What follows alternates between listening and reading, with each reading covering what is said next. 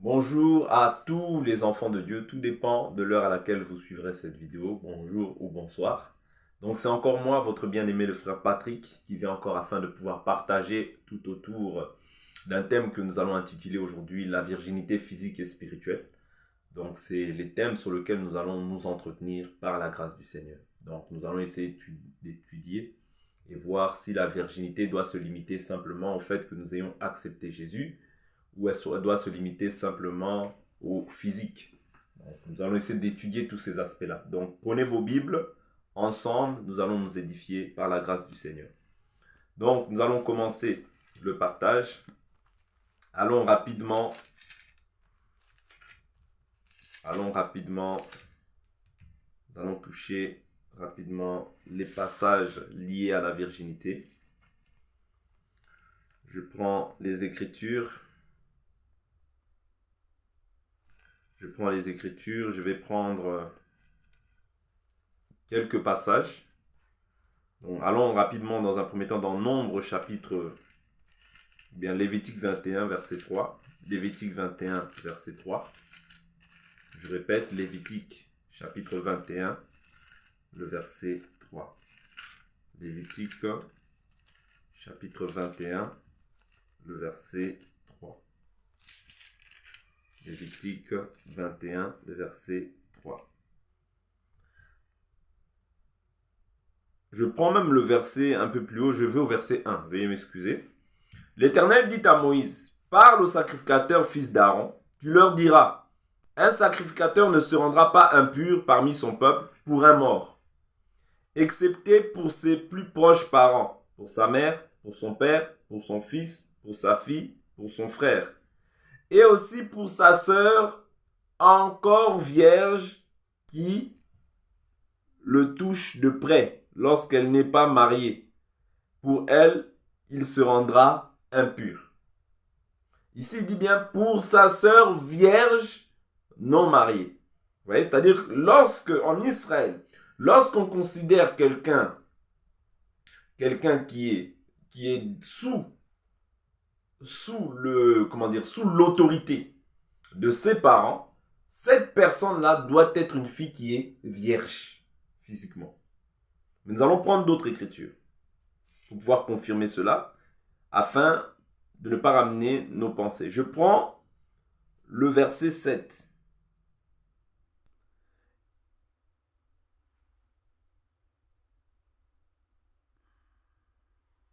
Je prends le verset 7. Ici, il est question, on parle du sacrificateur. Au verset 7, il dit, ils ne prendront pas une femme prostituée ou déshonorée. Ça, c'était dans la loi. Ils ne prendront pas une femme répudiée par son mari, car un sacrificateur est saint pour son Dieu. Tu le regarderas comme saint, car il offre l'aliment de ton Dieu. Il sera saint pour toi, car je suis saint, moi l'Éternel, qui vous sanctifie. Si la fille d'un sacrificateur se déshonore en se prostituant, elle déshonore son père.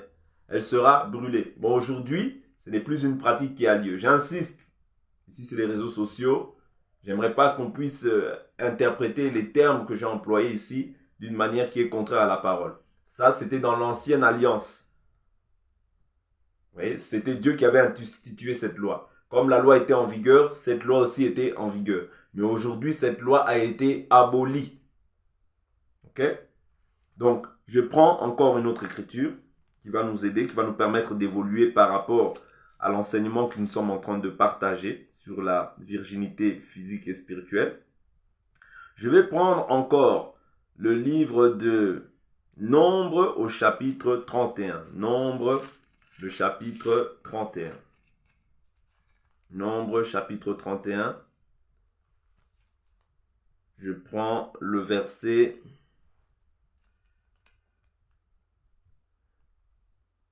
13. Moïse, le sacrificateur Éléazar et tous les princes de la communauté sortirent à leur rencontre hors du camp. Moïse s'indigna contre les commandants de la milice, chefs de milliers et chefs de centaines, qui revenaient de l'expédition. Moïse leur dit, avez-vous laissé la vie à toutes les femmes? Ce sont elles qui, sur la parole de Balaam, ont entraîné les Israélites à l'infidélité envers l'Éternel, dans l'affaire de Péor. Et alors, éclata la plaie dans la communauté de l'Éternel. Maintenant, tuez tout garçon parmi les petits-enfants et tuez toute femme qui a connu un homme en couchant avec lui. Mais laissez en vie pour vous toutes les filles, celles qui n'ont pas connu la couche d'un homme. Ici encore, je continue à insister que la Bible parlait de meurtre au temps de la loi. Pourquoi la loi disait œil pour œil, dent pour dent? Donc aujourd'hui, ne venez pas interpréter ça d'une autre manière. Non. Jésus a mis fin à ces lois-là de œil pour œil, dent pour dent. Parce qu'il est écrit, vous avez entendu qu'il a été dit œil pour œil, dent pour dent. Mais moi, je vous dis de ne pas résister aux méchants. C'est ça que la Bible nous dit. Donc aujourd'hui, on ne peut pas remettre le mal par le mal. J'insiste sur ces choses-là. Donc ici encore, pourquoi? Parce que la virginité est un symbole de pureté. Mais lorsque la personne est déshonorée, lorsque la personne est destituée de sa virginité, en fait, c'est comme si elle était impure. Je continue. Je prends le verset 35. Toujours de Nombre, chapitre 30. 32 000 personnes parmi les femmes qui n'avaient pas connu la couche d'un homme. Vous voyez, ici, il est en train de dénombrer les biens qu'ils avaient pris. Vous voyez, donc, lorsqu'ils avaient fait la guerre. Vous pouvez lire tout le chapitre 31 pour avoir, en fait, la compréhension de tout le chapitre. Mais moi, je prends vraiment les écritures qui sont importantes, liées, en fait, à la virginité des femmes. Donc, et des hommes aussi, hein, parce qu'on viendra aussi sur ça. Il ne faudrait pas se focaliser seulement sur les femmes et ne pas voir les hommes. Non. Donc, je prends encore une écriture. Donc, nous allons rapidement dans le livre de Lévitique.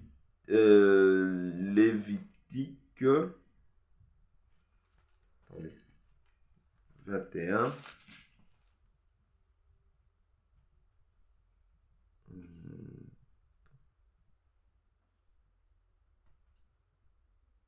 Voilà. Même Lévitique 21 au verset 13. Tout à l'heure, je n'ai pas su le lire, mais je reviens dessus et je vais le lire. Ici, on parle encore du sacrificateur. La Bible nous dit, il prendra pour femme une vierge.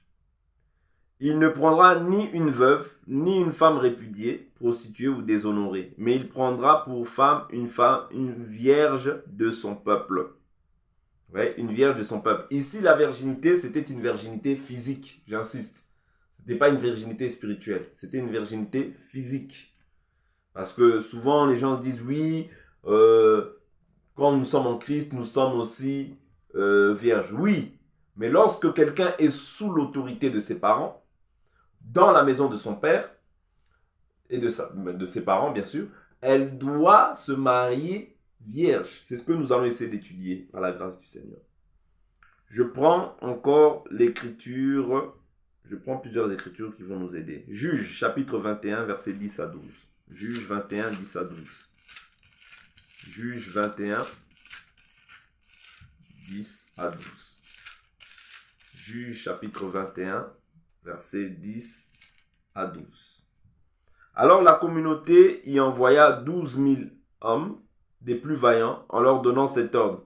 Allez frapper du tranchant de l'épée les habitants de Yabesh en Galade, avec les femmes et les enfants. Voici ce que vous ferez. Vouez à l'interdit tout mâle, ainsi que toute femme qui a connu la couche d'un homme. Vous voyez, parce que lorsqu'on connaît la couche d'un homme, en réalité, c'est comme si on était impur.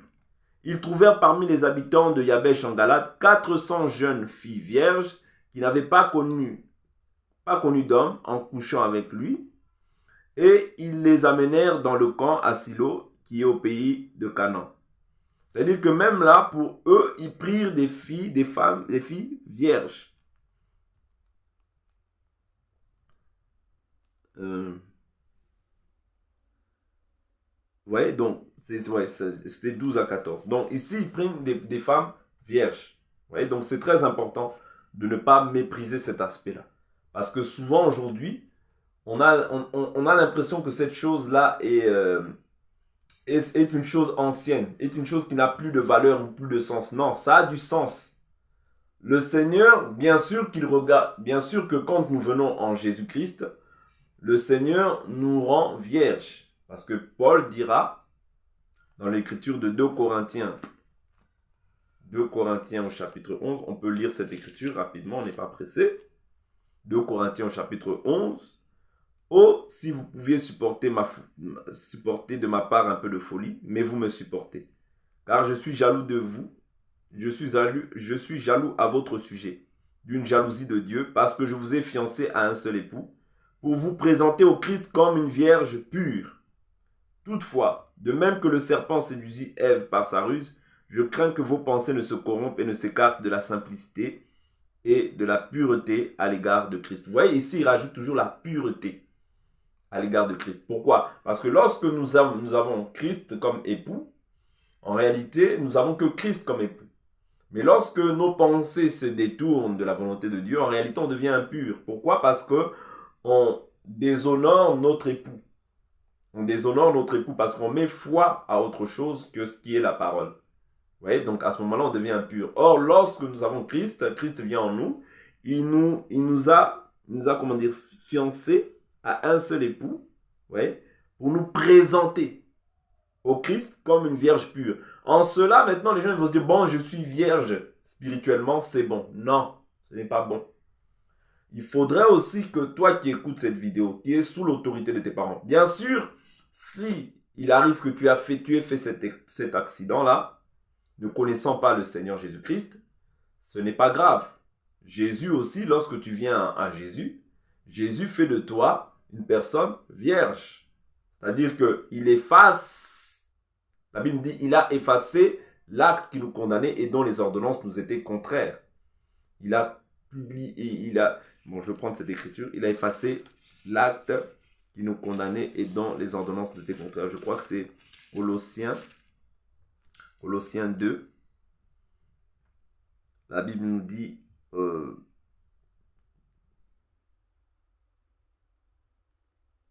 verset 14. Il a effacé l'acte rédigé contre nous et dont les dispositions nous étaient contraires. Il a supprimé en le clouant à la croix. Il a dépouillé les principautés, les pouvoirs et les a publiquement livrés en spectacle en triomphant d'elles par la croix. Donc Jésus a effacé nos péchés. C'est un fait. Maintenant, toi qui es encore pur, qui es encore vierge, physiquement, tu dois te préserver vierge jusqu'à ton mariage. Et lorsque tu te maries, tu dois te marier avec un chrétien. Tu ne peux pas aller te marier avec tout le monde et n'importe qui. Non. La Bible nous dit que lorsqu'on se marie, c'est dans le Seigneur. C'est-à-dire, toi qui es en réalité sous l'emprise, sous l'autorité de tes parents, qui est chrétienne, qui a entendu cette parole depuis l'enfance jusqu'à présent, tu ne peux pas aller te souiller. Tu ne peux pas aller te souiller dans la maison de ton père. Non. Tu ne peux pas aller te souiller, aller livrer ton corps au désir de ce monde, au plaisir de la terre. Non.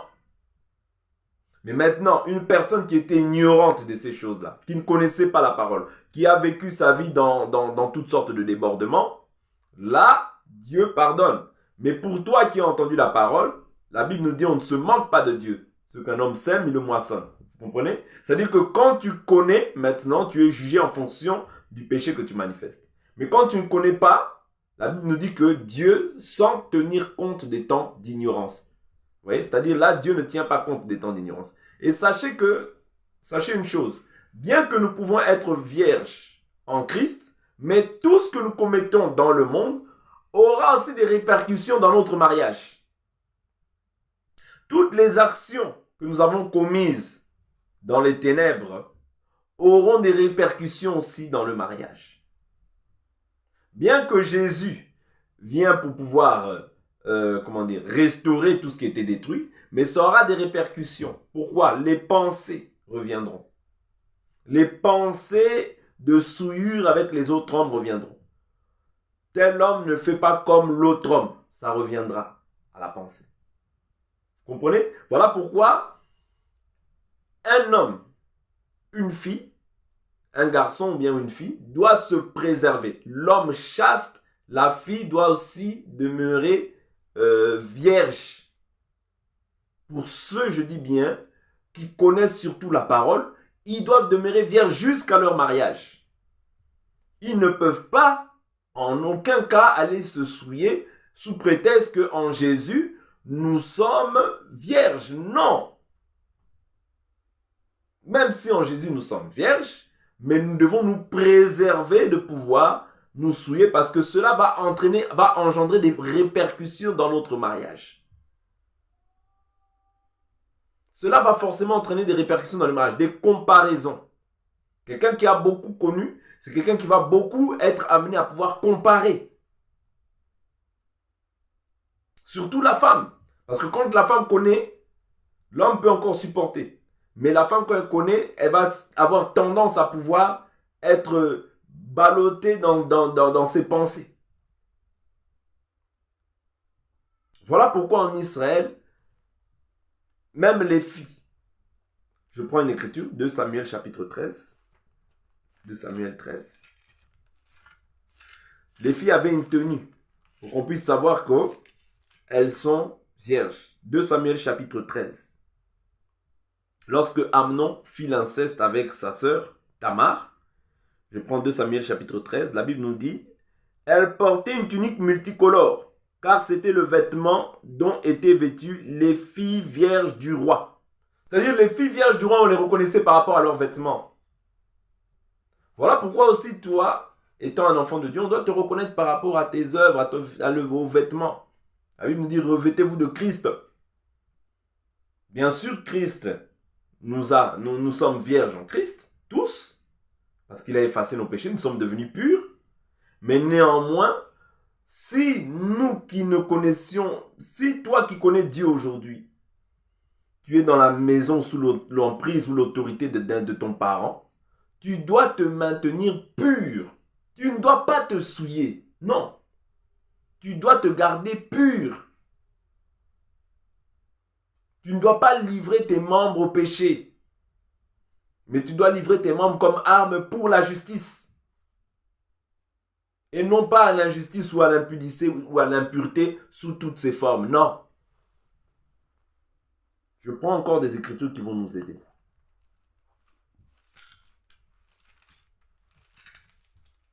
Et le garçon aussi doit se maintenir chaste.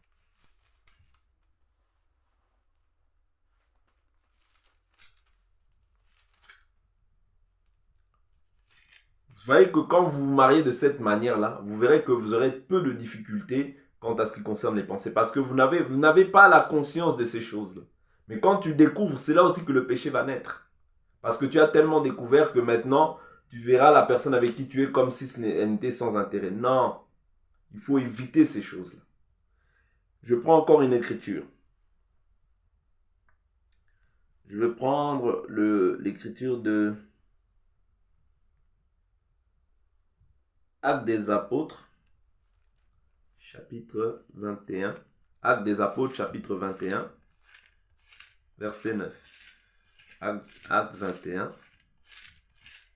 Actes 21, 9. Actes 21, même verset 8. Même 7. Achevant notre navigation, nous sommes allés de Tyr à Ptolémaïs, où nous avons salué les frères et passé un jour chez eux.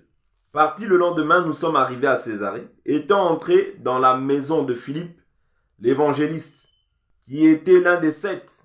Donc c'était parmi les 7 diacres. Nous avons demeuré chez lui. Il avait 4 filles vierges qui prophétisaient. Ouais, c'est-à-dire que ces filles ici étaient vierges. Ce n'était pas... non, ces filles étaient vierges. Ici, ce n'était pas la virginité spirituelle, c'était la virginité physique. Vous voyez? Pourquoi? Parce qu'elle était sous l'autorité de ses parents. Elle n'avait pas encore connu d'homme. Donc, du fait qu'elles soient dans la maison de leur père, elles ne peuvent pas se souiller. Parce qu'elles sont sous l'autorité de leur père. Je prends une autre écriture.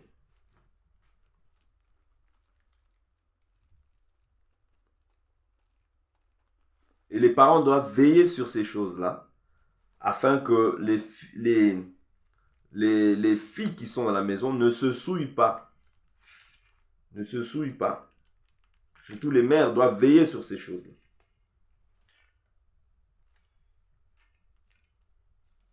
Ézéchiel, je prends une écriture.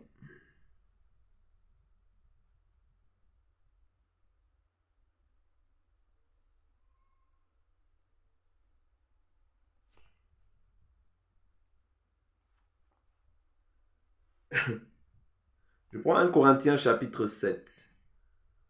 1 Corinthiens chapitre 7. C'est là que nous allons essayer de vraiment puiser le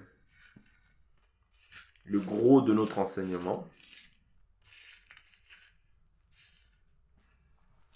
La Bible nous dit, je vais au verset 25. La Bible nous dit, pour ceux qui est des vierges, je n'ai pas d'ordre du Seigneur, mais je donne un avis en homme que le Seigneur, dans sa miséricorde, a rendu fidèle. Voici donc ce que j'estime bon, à cause des calamités présentes. Il est bon à un homme d'être ainsi. Es-tu lié à une femme? Ne cherche pas à rompre ce lien. N'es-tu pas lié à une femme? Ne cherche pas de femme. Vous voyez, ici, en réalité, il est meilleur de rester sans femme. Mais si tu es lié, tu peux rester en mariage. Mais si tu n'es pas lié, tu peux rester seul, comme tu peux te marier. Si tu maries aussi, tu ne pêches pas. N'es-tu pas lié à une femme? Ne cherche pas de femme. Dans le cas où tu te marierais, tu ne pêcherais pas. Et dans le cas où la Vierge se marierait, elle ne pêcherait pas. Mais ces personnes auront des afflictions dans la chair. Donc, on comprend ici que toute personne qui se marie, il y aura toujours des afflictions. Il y aura toujours des petits soucis, des petits problèmes. Même si les personnes disent que oh, c'est rose, l'écriture reste la vérité et tout homme reste menteur. N'oubliez pas ça. Donc, hors moi, juste de ménagement à votre égard. Voici ce que je dis, frère. Le temps est court. Désormais que ceux qui ont une femme soient comme s'ils n'en avaient pas. Ceux qui pleurent comme s'ils ne pleuraient pas. Ceux qui se réjouissent comme s'ils ne se réjouissaient pas. Ceux qui achètent comme s'ils ne possédaient pas. Ceux qui usent du monde comme s'ils n'en usaient réellement pas. Car la figure de ce monde passe. Or, je voudrais que vous soyez sans inquiétude. Celui qui n'est pas marié s'inquiète des choses du Seigneur, des moyens de plaire au Seigneur. Celui qui est marié s'inquiète des choses du monde, des moyens de plaire à sa femme. Et il est partagé. De même, la femme sans mari, comme la Vierge, se soucie des choses du Seigneur. Vous voyez? Donc la femme sans mari, comme la Vierge. C'est-à-dire, quand on voit la Vierge, en réalité, on doit voir le souci qu'elle porte dans les choses du Seigneur. C'est-à-dire, quand on voit la personne qui est sous l'emprise de ses parents, on doit voir le souci qu'elle manifeste, le zèle qu'elle manifeste à l'égard du Seigneur. Ok. Il est partagé. De même, la femme sans mari comme la Vierge se soucie des choses du Seigneur, afin d'être sainte de corps et d'esprit. C'est-à-dire qu'ici, il y a la sainteté de corps et d'esprit. La sainteté d'esprit, c'est le fait de pouvoir se garder pur, mais c'est le fait aussi d'avoir reçu Christ dans ta vie. Vous voyez, donc nous sommes déclarés purs parce que nous sommes des vierges, nous tous. C'est-à-dire que lorsqu'on nous présente à Christ, on est des vierges pures, c'est-à-dire on est rendu pur. Par l'Esprit de Jésus, on est rendu pur. D'accord? Donc, mais il y a aussi la sainteté de corps. C'est-à-dire, je ne peux pas mépriser ou mettre de côté la sainteté de corps sous prétexte que j'ai été racheté spirituellement et que j'ai la sainteté de l'esprit. Non. Et celle qui est mariée s'inquiète des choses du monde, des moyens de plaire à son mari. Je dis cela dans votre intérêt. Ce n'est pas pour vous tendre un piège. C'est pour vous porter à ce qui est bienséant et propre à vous attacher au Seigneur sans tiraillement. Si quelqu'un estime déshonorant pour sa fille vierge de dépasser l'âge nubile et qu'il doive en être ainsi, qu'il fasse ce qu'il veut, il ne pêche pas qu'on se marie. Mais celui qui tient ferme en lui-même, sans contrainte et avec l'exercice de sa propre volonté, et qui a décidé en son cœur de garder sa fille vierge, celui-là fait bien. Ainsi, celui qui donne sa fille vierge en mariage fait bien. Celui qui ne la donne pas fait mieux. Oui, celui qui donne sa fille vierge en mariage fait comment? Fait bien. Celui qui ne la donne pas fait mieux. Donc ici, il incite, il dit celui qui donne sa fille vierge en mariage. C'est-à-dire que quand on donne la fille, en réalité en Israël, il est impensable qu'une fille soit dans la maison de ses parents et qu'elle commette la souillure. Voilà pourquoi on a vu Philippe qui avait 4 filles vierges. C'est-à-dire les 4 étaient vierges et elles prophétisaient. C'est-à-dire qu'il était impensable que dans la maison de ses parents, elles puissent se souiller. Non. Même lorsque nous voyons dans le livre de 2 Rois chapitre 13, 2 Rois chapitre 13, qu'est-ce qu'elle dit Tamar?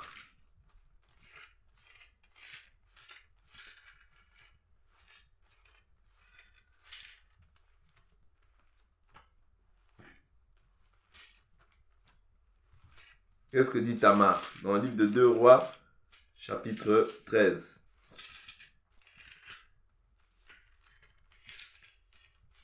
On va voir ce que dit Tamar. 2 Samuel, veuillez m'excuser. 2 Samuel, chapitre 13. La réaction de Tamar lorsque Amnon l'a forcé. Ok. 2 Samuel, chapitre 13, je prends le verset 10. Alors Amnon dit à Tamar, apporte-moi la nourriture dans la chambre, et je me nourrirai de ta main. Tamar prit les gâteaux qu'elle avait faits et les porta à son frère Amnon dans la chambre. Comme elle les lui a présentés à manger, il la saisit et lui dit, viens, couche avec moi, ma soeur. Elle lui répondit, non, mon frère, ne me fais pas violence, car on n'agit pas ainsi en Israël. On n'agit pas ainsi en Israël.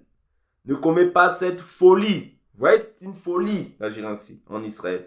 Où irais-je avec mon déshonneur? C'est-à-dire quand on agissait comme ça à l'égard d'une personne, c'était un déshonneur. On déshonore la personne lorsqu'on agit en la violentant ou bien en la souillant dans la maison de son père. On déshonore la personne. Et toi, tu serais comme un fou en Israël. Maintenant, je te prie, parle au roi. Il ne refusera pas de me donner à toi. Mais il ne voulut pas l'écouter. Il se saisit d'elle et lui fit violence et coucha avec elle. Puis Amnon eut pour elle une forte aversion, plus forte que n'avait été son amour, et il lui dit, lève-toi, va-t'en. Elle lui répondit, non, car me chasser serait me faire un mal encore plus grand que celui que tu m'as déjà fait. Mais il ne voulut pas l'écouter. Il appela le garçon qui était à son service et dit, chassez-moi celle-là dehors, et verrouille la porte derrière elle. Elle portait une tunique multicolore, car c'est le vêtement dont étaient vêtues les vierges du roi. Ici, il dit, où irais-je? Elle dit quoi? Où irais-je? On n'agit pas comme ça en Israël. Ouais, c'est-à-dire, c'était impensable qu'en Israël, une fille puisse être dans la maison de son père, comme on peut le voir aujourd'hui, c'est-à-dire elle a la loi de Dieu, et qu'elle puisse aller se souiller. Non, c'était impensable en Israël. Cette chose-là était impensable. Parce que c'était des pratiques des nations. Ce n'est pas pour rien que Dieu avait dit que vous ne vous associerez pas avec les nations. Ce n'est pas pour rien. Parce que les nations avaient ces pratiques-là. Si on lit Lévitique chapitre 17 ou bien 18, si on lit Lévitique chapitre 18, nous verrons que les nations, eux, avaient toutes sortes de pratiques. Mais pour Israël, cela n'était pas permis. Ouais, cela n'était pas permis. Pourquoi? Parce que Israël, c'était le peuple de Dieu. Donc les gens ne pourraient pas agir comme ça. Mais par contre, chez les nations, il n'y avait pas de souci, ils agissaient ainsi. Lévitique chapitre 18. La Bible nous dit, l'Éternel parla à Moïse et dit, parle aux Israélites, tu leur diras, je suis l'Éternel votre Dieu. Vous ne ferez pas ce qui se fait dans le pays d'Égypte où vous avez habité. Et vous ne ferez pas ce qui se fait dans le pays de Canaan où je vous mène. Vous ne suivrez pas leurs principes. Vous voyez? Vous ne suivrez pas leurs principes. Vous garderez mes ordonnances et vous garderez mes principes. Vous les suivrez, je suis l'Éternel votre Dieu. Vous garderez mes principes et mes ordonnances. L'homme qui les pratiquera vivra par eux. Je suis l'Éternel. Vous voyez, ici après il est en train d'énumérer. Nul de vous ne s'approchera de sa parente pour découvrir sa nudité. Je suis l'Éternel. Vous voyez, donc je ne peux pas m'approcher de ma parente. Il dit quoi encore? Verset 7. Tu ne découvriras pas la nudité de ton père, ni la nudité de ta mère. C'est ta mère. Tu ne découvriras pas la nudité de la femme de ton père. C'est la nudité de ton père. Tu ne découvriras pas la nudité de ta sœur, fille de ton père ou fille de ta mère, née dans la maison ou née hors de la maison. Tu ne découvriras pas la nudité de la fille de ton fils ou de la fille de ta fille, car c'est ta nudité. Tu ne découvriras pas la nudité de la fille de la femme de ton père, née de ton père, c'est ta sœur. Tu ne découvriras pas la nudité de la sœur de ton père, c'est la proche parente de ton père. Tu ne découvriras pas la nudité de la sœur de ta mère, c'est la proche parente de ta mère. Tu ne découvriras pas la nudité du frère de ton père, tu ne t'approcheras pas de sa femme, c'est ta tante. Tu ne découvriras pas la nudité de ta belle-fille, c'est la femme de ton fils. tu ne découvriras pas sa nudité. Tu ne découvriras pas la nudité de la femme de ton frère, c'est la nudité de ton frère. Tu ne découvriras pas la nudité d'une femme et de sa fille. Tu ne prendras pas la fille de son fils, ni la fille de sa fille. Pour découvrir leur nudité, ce sont des proches parents, c'est une infamie. Tu ne prendras pas la sœur de ta femme pour exciter une rivalité, en découvrant sa nudité à côté de ta femme pendant sa vie. Tu ne t'approcheras pas d'une femme pendant l'indisposition menstruelle qui la rend impure pour découvrir sa nudité. Vous voyez, ça, c'était des... Tu n'auras pas de rapport sexuel avec la femme de ton prochain pour te souiller avec elle. Tu ne livreras aucun de tes descendants pour les faire passer par le feu, par le nom de ton Dieu, je suis l'Éternel. Tu ne coucheras pas avec un homme comme on couche avec une femme. C'est une horrible pratique. Tu n'auras de rapport sexuel avec aucune bête pour te souiller avec elle. Vous voyez, toutes ces choses, c'était des ordonnances qui avaient été données à Israël. Oui, à Israël. Donc les nations, eux, Dieu dit quoi? Dieu dit par la suite, je prends le verset 26. La Bible dit, vous observerez donc mes prescriptions et mes ordonnances, et vous ne commettrez aucune de ces horreurs. Ni l'autochtone, ni l'immigrant qui séjourne au milieu de vous. Car ce sont là toutes les horreurs qu'ont commises les hommes du pays qui ont été avant vous. Et le pays en a été souillé. Ainsi, le pays ne vous vomira pas à cause de vos souillures, comme il aura vomi les nations qui étaient avant vous. Car tous ceux qui commettront une quelconque de ces horreurs seront retranchés du milieu de leur peuple. Vous observerez mon ordre et vous ne pratiquerez aucun des horribles principes qui se pratiquaient avant vous. Vous ne vous en souillerez pas, je suis l'Éternel votre Dieu. Vous voyez, ici, c'était des pratiques comme ça que pratiquent les nations. Mais ces pratiques-là n'étaient pas permises pour les Israélites. Pour nous aussi l'Église, parce que l'Église, la Bible nous dit que la loi est sainte, juste et bonne, pourvu qu'on en fasse un usage légitime. Ça veut dire que la loi morale est encore d'actualité. Vous voyez? C'est la loi sacrificielle qui s'est accomplie en Jésus. Mais la loi morale, les lois civiles sont encore d'actualité. Parce que les 613 lois sont divisées en 3. Les lois morales, civiles et les lois cérémonielles. Donc la loi morale est encore d'actualité pour nous. Donc nous devons observer ces choses encore. Ce n'est pas aboli. Donc Israël, dont avait fait mention Tamar, vous voyez, dans 2 Samuel chapitre 13, la Bible nous dit au verset 12, la Bible dit, elle lui répondit, non mon frère, ne fais pas violence, ne me fais pas violence, car on n'agit pas ainsi en Israël, ne commets pas cette folie. Or Israël aujourd'hui, si nous regardons bien dans le livre de Romains chapitre 2, la Bible nous dit, le juif ce n'est pas celui qui en a les apparences, mais le juif c'est celui qui l'est intérieurement. Romains chapitre 2, le verset 28. Le juif, ce n'est pas celui qui en a les apparences. Et la circoncision, ce n'est pas celle qui est apparente dans la chair. Mais le juif, c'est celui qui l'est intérieurement. Et la circoncision, c'est celle du cœur, selon l'esprit et non selon la lettre. La louange de ce juif ne vient pas des hommes, mais de Dieu. En réalité, l'église que nous formons, nous sommes les juifs. Les véritables juifs, c'est nous.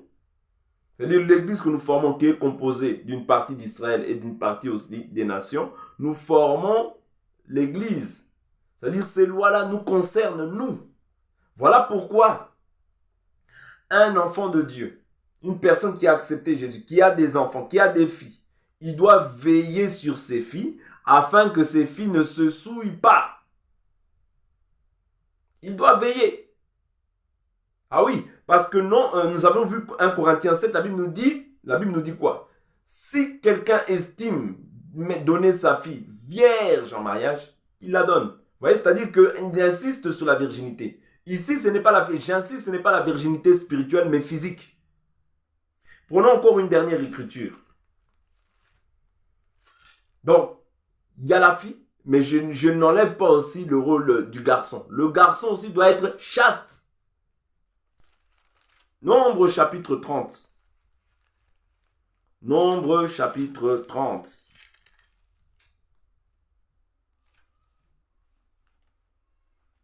Nombre chapitre 30.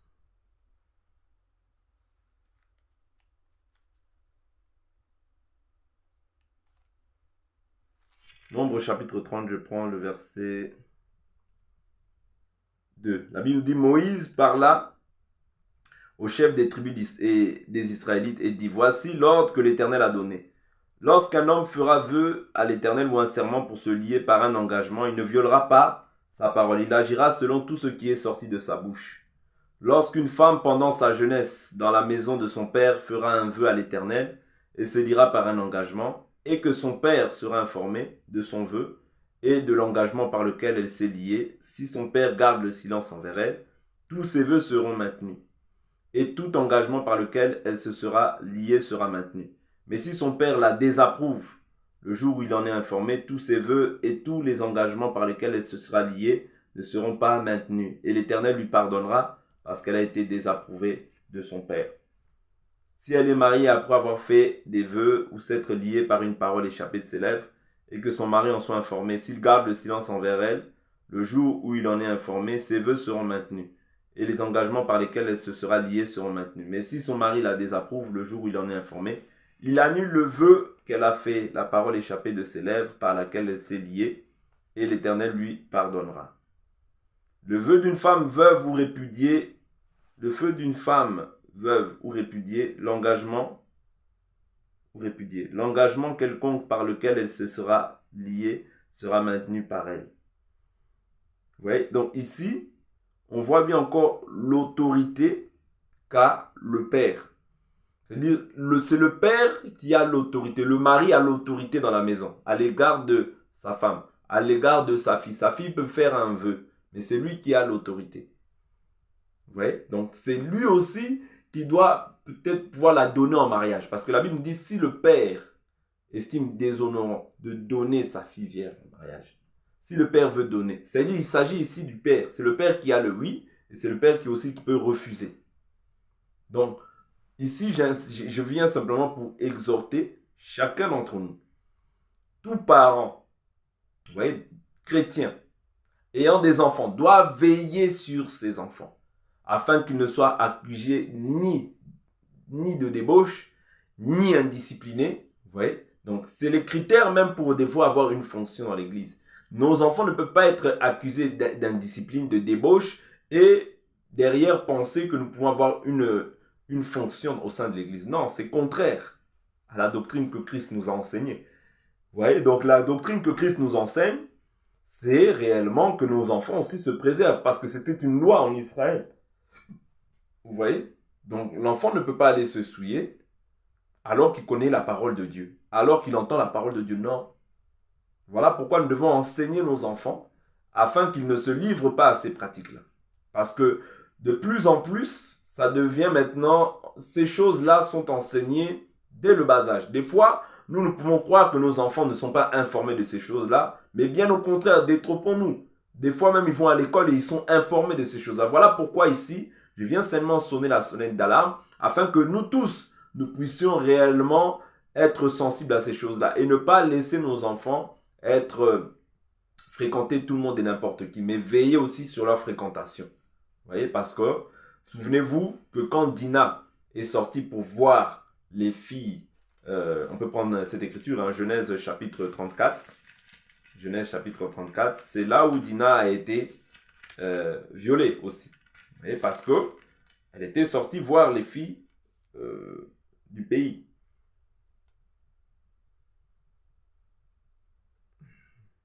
Genèse 34, verset 1. Dina, la fille que Léa avait enfantée à Jacob, sortit pour voir les filles du pays. Vous voyez? Donc les filles du pays n'ont pas le même enseignement que nous avons. Vous voyez? Donc c'est très important de veiller. Parce que c'est à ce moment-là que, lorsqu'elle est partie voir les filles du pays, que le viol aussi a été commis. Donc ici, c'est simplement vraiment un enseignement par rapport à la virginité physique et spirituelle. Bien sûr, aujourd'hui, quand nous avons reçu Jésus, nous sommes vierges, Bien sûr, Jésus a effacé nos péchés, mais n'empêche, nous devons associer à cela non simplement la virginité spirituelle, mais la sainteté aussi de corps. C'est ce que la Bible nous dit. Vous voyez? Donc nous sommes saints de corps, mais nous devons aussi l'être d'esprit. D'autant plus lorsque tu es chez tes parents. Tu es sous l'autorité de tes parents. Si tu n'es pas aussi marié encore, garde-toi pur et marie-toi. Mais si tu n'es pas marié, garde-toi pur, ne te souille pas. Vous voyez? Mais si tu as connu un homme, ne te culpabilise pas par cette vidéo. Je ne viens pas pour te culpabiliser, ma soeur ou mon frère, je ne viens pas te culpabiliser. Mais je te dis que par cette vidéo, si tu te livres encore à ces choses-là, ne te livre plus à ces choses-là. Repends-toi de cela, ou sinon marie-toi. Parce que la Bible nous dit que celui qui brûle, qu'il se marie. En réalité, on se marie pour éviter de brûler, pour éviter de se livrer à des passions et à des désirs qui sont contraires à la bienséance. Donc c'est pour cela qu'on se marie. On ne se marie pas pour... non, on se marie pour éviter de brûler. Vous voyez? Parce que Paul dira, si quelqu'un... je prends l'écriture, hein. Je ne veux pas écorcher l'écriture. Donc 1 Corinthiens 7. 1 Corinthiens 7. 1 Corinthiens chapitre 7.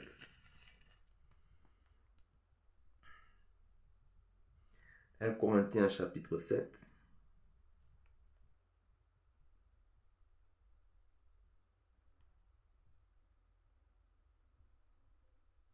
Voilà, verset 6. La Bible nous dit, je dis cela comme une concession. Non, verset 2. 1 Corinthiens 7, verset 2. Toutefois, à cause des occasions de chute, à cause des occasions d'inconduite, que chacun ait sa femme et que chaque femme ait son mari. Que le mari rende à sa femme ce qu'il lui doit et de même la femme à son mari. Vous voyez? Donc, c'est à cause des occasions d'inconduite. En fait, c'est pour ne pas brûler. Je me marie. Vous voyez? La Bible dit au verset 9. Mais si, verset 8, à ceux qui ne sont pas mariés et aux veuves, je dis qu'il leur est bon de rester comme moi. Mais s'il manque de continence, qu'ils se marient. Car il vaut mieux se marier que de brûler. Vous voyez? Donc, si même quelqu'un a dépassé l'âge nubile et qu'il a encore des désirs de la chair, qu'il se marie. Vous voyez? Afin de ne pas brûler. Donc ici, le but, c'est de ne pas de brûler. Donc on se marie pour ne pas brûler. Vous comprenez? Donc ici, vraiment, je viens prier que Dieu vous fasse grâce.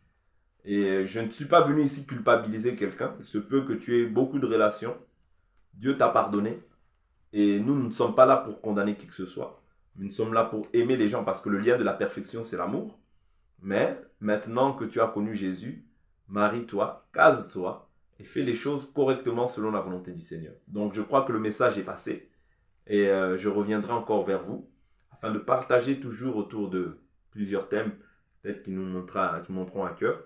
Donc si ce message vous a édifié, vous pouvez aussi le partager afin de pouvoir apporter aussi cette nourriture spirituelle à ceux qui n'ont peut-être pas reçu. D'ici là, portez-vous bien et à la prochaine vidéo. Bye bye.